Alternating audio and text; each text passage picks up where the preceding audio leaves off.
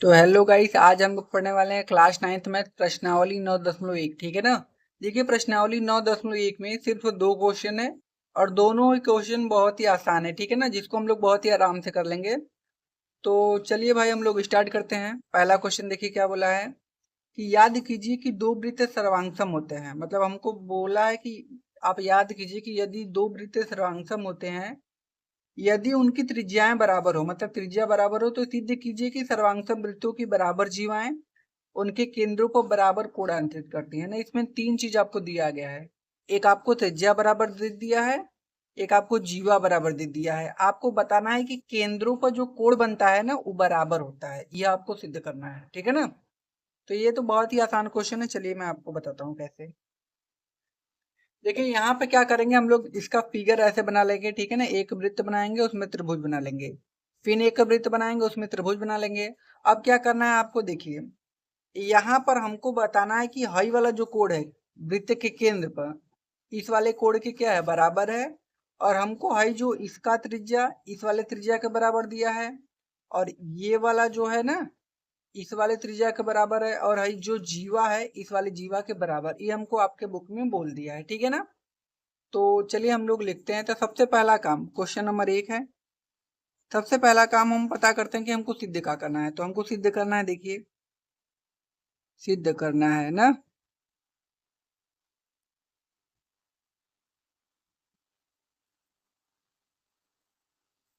सिद्ध क्या करना है आपको, आपको सिद्ध करना है कि जो ये वाला कोण है, मतलब कोण ए ओ बी, कोण ए ओ बी बराबर किसके होगा, कोण सी ओ डी के, कोण सी ओ डी की। ये आपको क्या करना है, सिद्ध करना है। तो चलिए अब स्टार्ट करते हैं। उपपत्ति, उपपत्ति, उपपत्ति का मतलब भैया हल ना। अब देखिए इसमें क्या है, तो हम लेते हैं हाई वाला त्रिभुज, हाई वाला त्रिभुज, त्रिभुज ए ओ बी व त्रिभुज सी ओ डी में। अच्छा, अब बात आती है कि इस वाले एंगल को इस वाले एंगल के बराबर हम लोग दिखाएंगे कैसे। तो हम क्या करेंगे, इस दोनों त्रिभुज को सर्वांगसम दिखा देंगे। और हमको पता है कि सर्वांगसम जब त्रिभुज होगा तो इसके सभी कोण क्या होंगे, बराबर हो जाएंगे। बस सिंपल है। तो आप क्या करोगे, इस त्रिभुज में इस त्रिभुज में ले लोगे। अब देखो इसमें ई वाला जो त्रिज्या है इसका ना, ई इस वाले त्रिज्या के बराबर है। मतलब जो ए ओ है वो बराबर किसके है, सीओ की। ये हम कहाँ से लिखेंगे, लिखेंगे वृत्त की समान, वृत्त की समान त्रिज्याएं। ठीक है ना, वृत्त की समान त्रिज्या।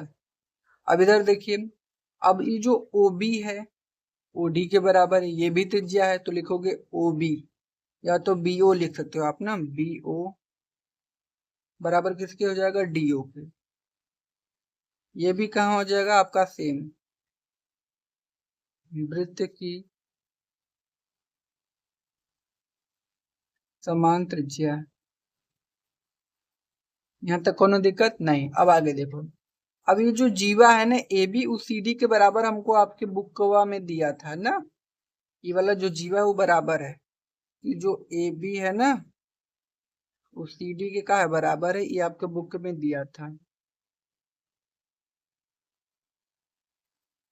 अब अगर ध्यान से देखें तो तीनों भुजा बराबर हो गई। तो हम लिखेंगे साइड साइड साइड, नियम से, नियम से त्रिभुज ए ओ बी सर्वांगसम है त्रिभुज सी ओ डी की। तो जब ये वाला त्रिभुज इसके सर्वांगसम हो गया, तो यहाँ पर जो कोण बनेगा वो भी क्या होगा, आपस में बराबर होगा। तो हम लिखेंगे अतः, अतः जो कोण ए ओ बी होगा बराबर किसके होगा, कोण सी ओ डी के। अभी कहाँ से आएगा, तो लिखेंगे सीपी सीटी नियम से। और यही हमारा क्या हो जाएगा, आंसर। ठीक है ना, तो बहुत ही आसान क्वेश्चन था, हमने कर लिया इसको भी। अब हम लोग चलते हैं अपने अगले क्वेश्चन पर, देखते हैं हमारा अगला क्वेश्चन क्या बोला है। देखिए अगला क्वेश्चन में हमको क्या करना है कि सिद्ध कीजिए कि यदि सर्वांगसम वृत्तों की जीवाएं उनके केंद्रों पर बराबर कोण आंतरित करते हैं, मतलब इनके केंद्रों पर जो कोण है वो बराबर हमको दे दिया, इसमें हमको बराबर दिखाना नहीं है, दिया है ना, केंद्र पर कोण बराबर आंतरित करती हैं तो जीवाएं बराबर होती हैं, मतलब इस बार हमको जीवा को बराबर लाना है। ठीक है ना, तो चलिए हम जीवा को बराबर लाते हैं। तो हम लोग क्या करते हैं, सबसे पहले भाई फिगर बना लेते हैं। यही वाला फिगर सेम रहेगा, यही वाला फिगर आपको फिर से दोबारा बना लेना है। ठीक है ना, तो हम लोगों ने यहाँ पर फिगर बना लिया है। अब इसका क्या करते हैं, नाम दे देते हैं।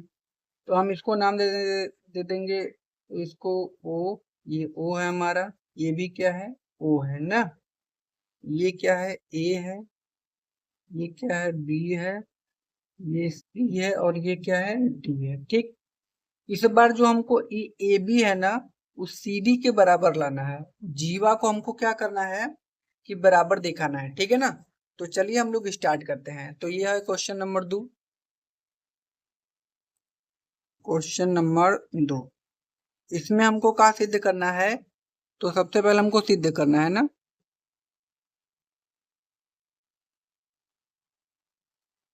सिद्ध करना है, क्या सिद्ध करना है कि जो ए बी है उस सी डी के बराबर है।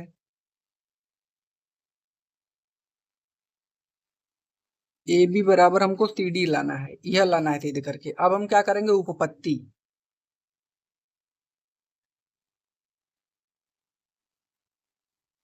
उपपत्ति में क्या होगा देखिए, अब त्रिभुज लेते हैं ए ओ बी, ठीक है ना,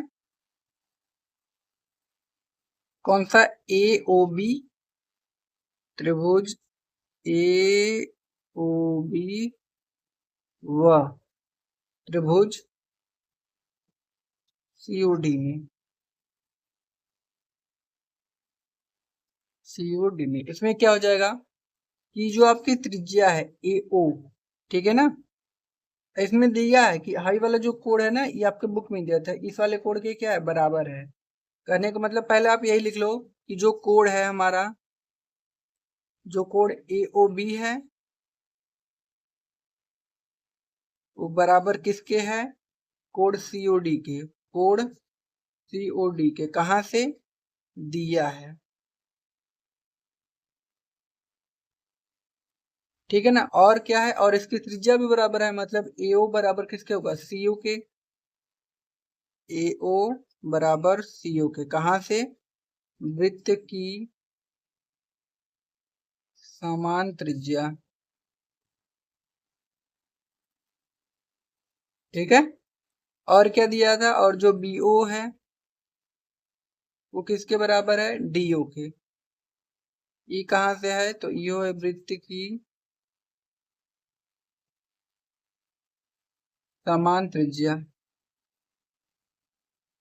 कोनो दिक्कत नहीं, दिक्कत। अब देखिए यहां से दो भुजा और एक एंगल बराबर होगा, तो हम लिखेंगे साइड एंगल, साइड